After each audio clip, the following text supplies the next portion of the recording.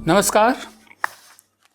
जैसे जैसे हम रोज़ की खबरें देख रहे हैं, जो कुछ भारत में हो रहा है वो देख रहे हैं, वैसे ही ये विश्वास, ये यकीन पक्का होता जा रहा है कि किसी भी लोकशाही के लिए, किसी भी डेमोक्रेसी के लिए नागरिक भी काबिल होने चाहिए। नागरिक भी काबिल होने चाहिए से मेरा मतलब ये है कि जुमलों के ज़ोर पर चलने वाली लोकशाही असली लोकशाही नहीं होती। बहुत जुमले हुए हैं हमारे यहाँ राजनीति में।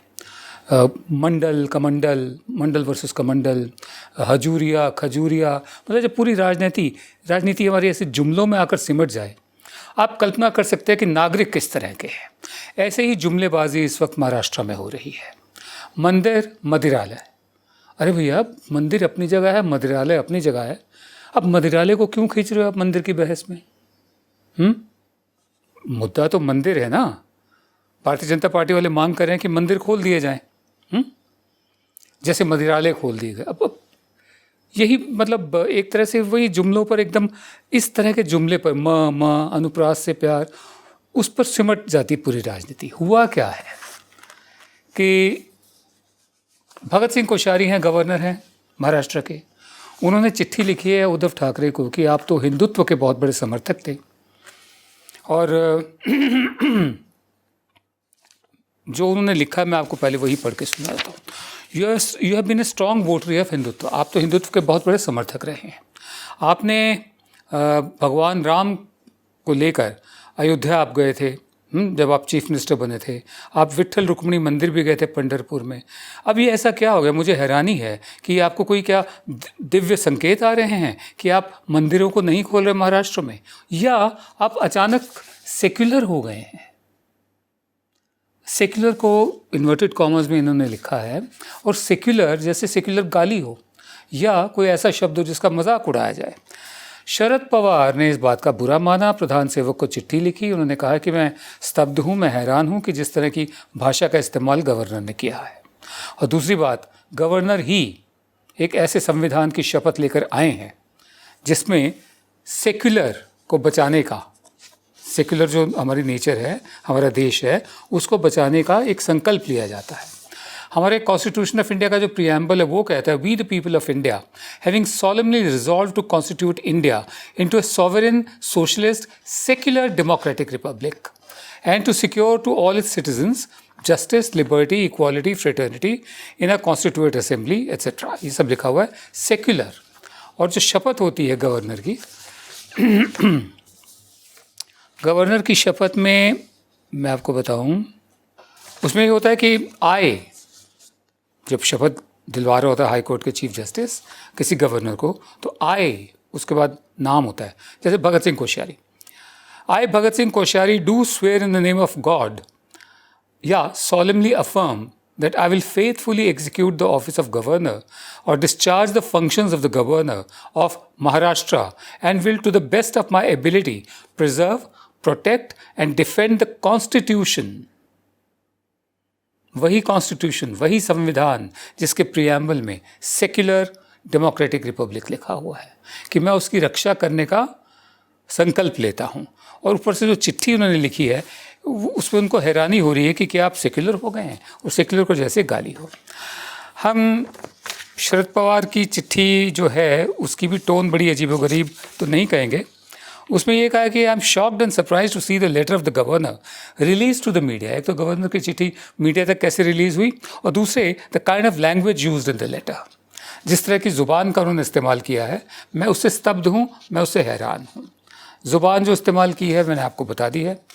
हकीकत यह है कि हमारे यहाँ अभी भी, क्योंकि नागरिक काबिल नहीं है जैसे मैं कह रहा था, अभी भी ये फ़र्क लोगों को समझ में नहीं आया, ना लोगों को समझ में आया है, और ना ही जो ऐसे ओहदों पर बैठते हैं कि एक दफ़े आप जब गवर्नर बनते हैं तो आप राष्ट्रपति के नुमाइंदे होते हैं, और राष्ट्रपति किसी एक पार्टी का नहीं होता, पूरे देश का राष्ट्रपति होता है।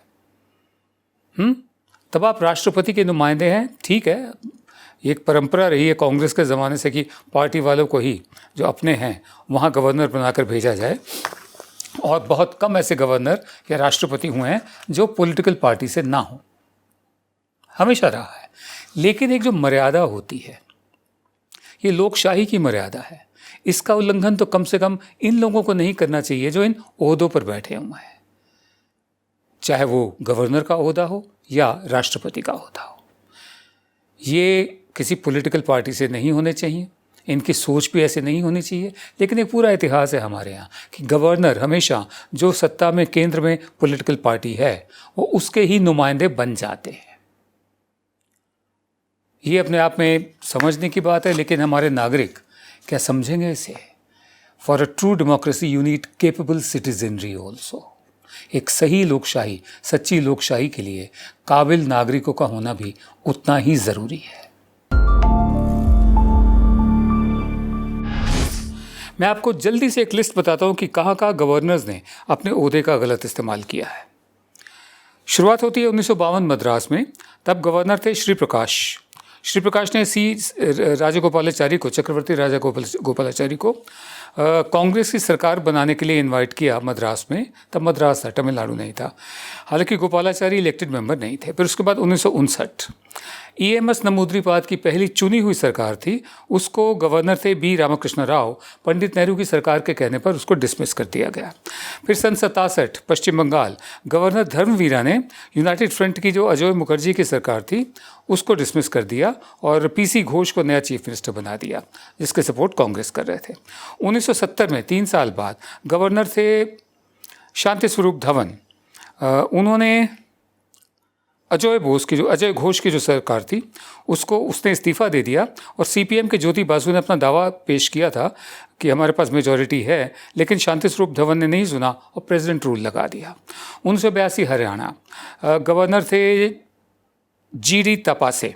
इन्होंने लोकदल और BJP की मिलीजुली सरकार जो थी उसको हटा दिया और देवीलाल का जो दावा था कि वो सरकार के लिए, कोलिशन की सरकार के लिए, भजन लाल को मुख्यमंत्री बना दिया। सन 84 आंध्र प्रदेश, NT रामाराव इलाज कराने विदेश गए थे और उस वक्त गवर्नर थे रामलाल, जो मुख्यमंत्री भी रहे हिमाचल प्रदेश के, कांग्रेस के नेता थे। उन्होंने उनकी गैर मौजूदगी में सरकार गिरा दी और उनके जो एक मंत्री थे N भास्कर राव, उनको मुख्यमंत्री बना दिया। 1988 Karnataka, governor P Venkat Subbaiah. Janata Dal chief minister थे SR बोम्मई। उन्होंने उनकी सरकार को अपनी मेजॉरिटी नहीं प्रूव करने दी, जबकि बोम्मई ने एक पूरा वो दावा भी पेश किया था। 1994 गोवा, गवर्नर भानु प्रताप सिंह ने विल्फ्रेड डिसूजा की सरकार को हटा दिया क्योंकि 5 मंत्रियों ने इस्तीफा दिया था और बिना सेंटर से, बिना केंद्र से सलाह लिए रवि नायक को मुख्यमंत्री बना दिया। 1996 गुजरात, CM थे सुरेश मेहता BJP के और आपस में ही फूट पड़ गई थी शंकर सिंह वघेला। तभी हजूरिया खजूरिया, तभी इस तरह का जुमला सामने आया था।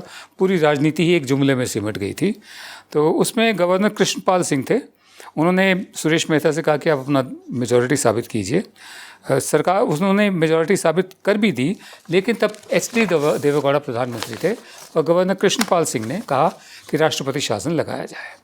सन 97 कल्याण सिंह BJP के मुख्यमंत्री थे और तब उनकी सरकार से समर्थन वापस ले लिया जनता दल और लोकतांत्रिक कांग्रेस ने। रमेश भंडारी गवर्नर थे उस वक्त, कांग्रेस के बहुत नज़दीक थे, फॉरेन सेक्रेटरी भी थे, दिल्ली के लेफ्टिनेंट गवर्नर भी रह चुके थे। उन्होंने जगदम्बिका पाल हुआ करते थे, अभी हैं लोकतांत्रिक कांग्रेस के, उनको मुख्यमंत्री बना दिया।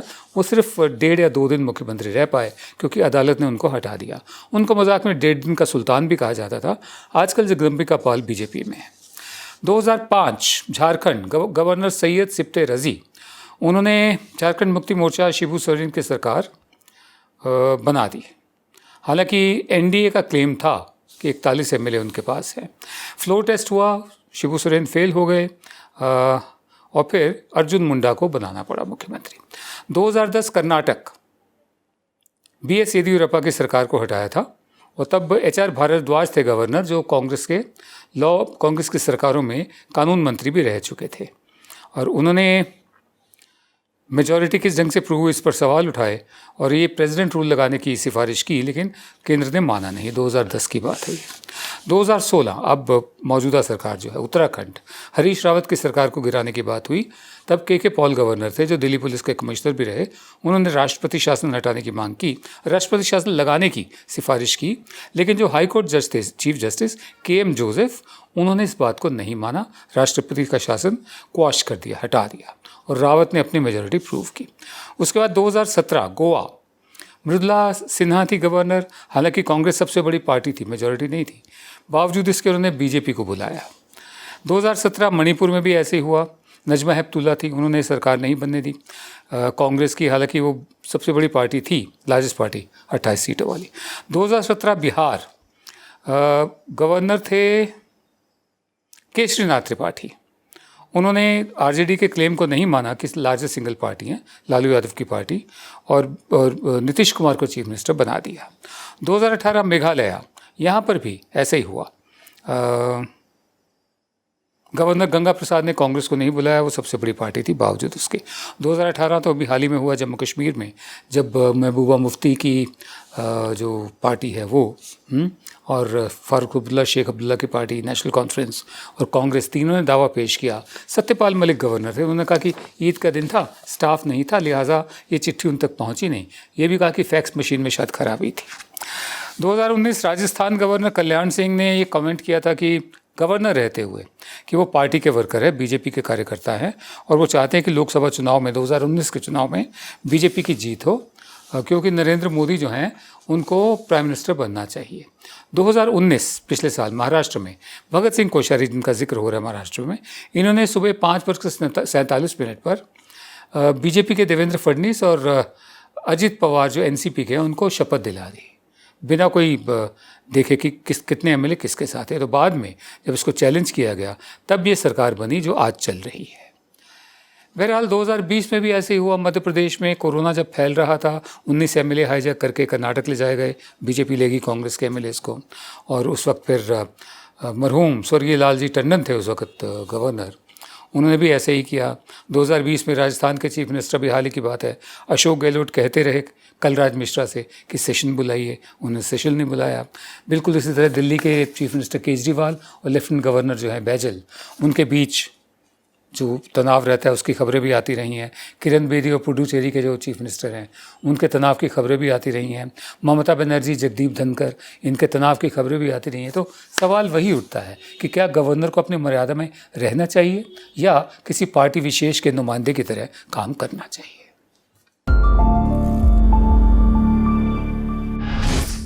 रोज़ की तरह शो का समापन एक कविता से। आज की कविता जो है डॉक्टर कुंवर बेचैन की कविता है। इनकी कविता सुनिए। उन्वान उर्दू में शीर्षक को कहते हैं, शीर्षक। तो डॉक्टर कुंवर बेचैन लिखते हैं, उन्वान है अब जिसका उन्वान की खामोशी। मतलब जिसका उन्वान ही, जिसका शीर्षक ही शीर्षक की खामोशी हो, ये वो बात कर रहे हैं। उन्वान है अब जिसका उन्वान की खामोशी, तस्वीर सी लगती है, तस्वीर सी लगती है इंसान की खामोशी। आते में ना चमके है, जाते में ना दिखे है, ना तो आते वक्त चमक रहा है ना जाते वक्त दिख रहा है। आते में ना चमके है, जाते में ना दिखे है, तूफान से बढ़कर है तूफान की खामोशी। तूफान से बढ़कर है तूफान की खामोशी। बीमार का डर पहले आज़ार ही था, लेकिन आज़ार माने कोई महामारी।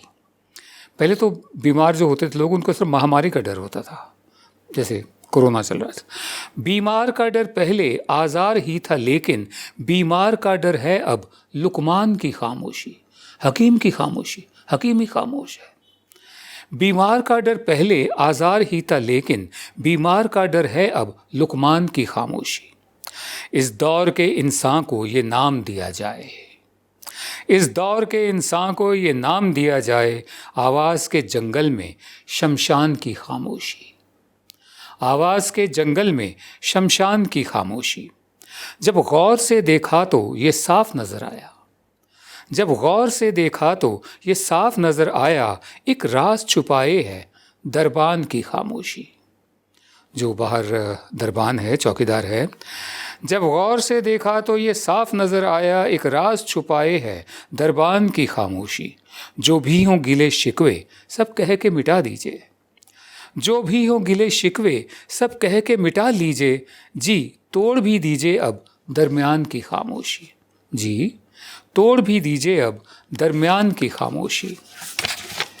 कहते हैं कुंवर मुझसे तूफान के सन्नाटे, कहते हैं कुंवर मुझसे तूफान के सन्नाटे, दहलीज को लांघेगी दालान की खामोशी, दहलीज को लांघेगी दालान की खामोशी।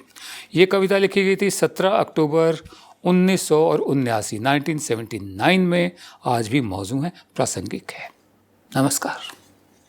अब खबरें पाइए सबसे पहले हमारे मोबाइल न्यूज एप्लीकेशन पर। एंड्रॉइड या iOS प्लेटफॉर्म पर जाइए, HW न्यूज नेटवर्क को सर्च कीजिए, डाउनलोड कीजिए और अपनी सुविधानुसार भाषा का चयन कीजिए। खबरों की भीड़ में अपने काम की खबर पाते रहिए।